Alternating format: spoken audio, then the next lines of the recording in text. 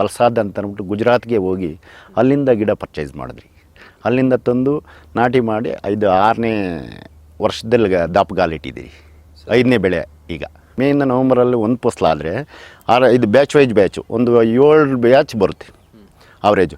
7 batch ಅಂದಾದ್ಮೇಲೆ ನಿಮ್ಗೆ ಇನ್ನೂ ಒಂದು ಬ್ಯಾಚ್ ಬೇಕು ಅಂತಂದರೆ ಇನ್ನೂ 6 ತಿಂಗಳು ಬೇಕಾದರೂ ಫಸಲು ತೊಗೊಬೋದು. ಯಾವ ರೀತಿ ಅಂತಂದರೆ ಲೈಟ್ಗಳು ಹಾಕಬೇಕು. ಬೈ ಪ್ರಾಡಕ್ಟ್ಸ್ ಏನೇನು ಅಂದರೆ ಚಿಪ್ಸ್ಗೆ ಹೋಗ್ತಾಯಿದೆ, ವೈನ್ಗೆ ಹೋಗ್ತಾಯಿದೆ, ಜ್ಯೂಸ್ಗೆ ಹೋಗ್ತಾಯಿದೆ, ಐಸ್ ಕ್ರೀಮ್ಗೆ ಹೋಗ್ತಾಯಿದೆ, ಕೇಕ್ಗೆ ಹೋಗ್ತಾಯಿದೆ, ಸೋಪು ಮಾಡ್ತಾಯಿದ್ದಾರೆ. 100 kg ಡೊನೇಟ್ ಮಾಡಿದ್ದೆ.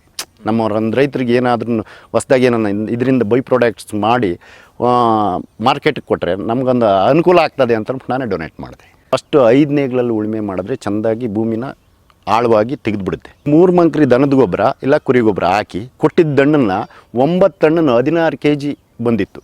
1 ಹಣ್ಣು 2 kg ಬಂದಿತ್ತು. ಒಂದು ಪ್ಲೇಟಿಂದ ಆಚೆ 1 ಅಡಿ ಹೋದ್ಮೇಲೆ 2 ಇಂಚ್ ಕಟ್ ಆದಾಗ ಏನಾಗ್ತದೆ, ಹೊಸ ಬ್ರಾಂಚಸ್ಸು ಅಲ್ಲಿ ಟಿಶ್ಯೂಸ್ ಹೊಡ್ಕೊಂಡು ಅಂಬ್ರಲಾ ಟೈಪು ಈ ಥರ ಅಂಬ್ರಲಾ ಟೈಪು ನಿಮ್ಗೆ ಬರೋದಕ್ಕೆ ಜಾಸ್ತಿ ಅನುಕೂಲ ಆಗ್ತದೆ. ಕ್ಯಾಕ್ಟಸ್ ಆಗಿರೋದ್ರಿಂದ, ಡ್ರ್ಯಾಗನ್ ಫ್ರೂಟ್ ಆಗಿರೋದ್ರಿಂದ 8 ತಿಂಗಳಿಗೆ ಬರುತ್ತೆ, ಇಲ್ಲ ಅಂತ ನಾನು ಹೇಳಲ್ಲ. 8 ತಿಂಗಳಿಗೆ ಬಂದರೆ ಏನಾಗುತ್ತಂದರೆ ಚಿಕ್ಕ ಮಗುನ ಬೆಳವಣಿಗೆ ಆಗದಿತ್ತು ಮುಂಚೆನೇ ಹಣ್ಣಿಗೆ ಬಿಟ್ಟರೆ ಏನಾಗುತ್ತೆ ಅಂದರೆ ಗಿಡ ಡೆವಲಪ್ಮೆಂಟೇ ಆಗೋದಿಲ್ಲ. ಒಂದು ಸಾರಿ ಬೆಳೆ ಇಟ್ಟರೆ 25ರಿಂದ 30 ವರ್ಷ ಇರುತ್ತೆ, ಲಾಂಗ್ ಪೀರಿಯಡು.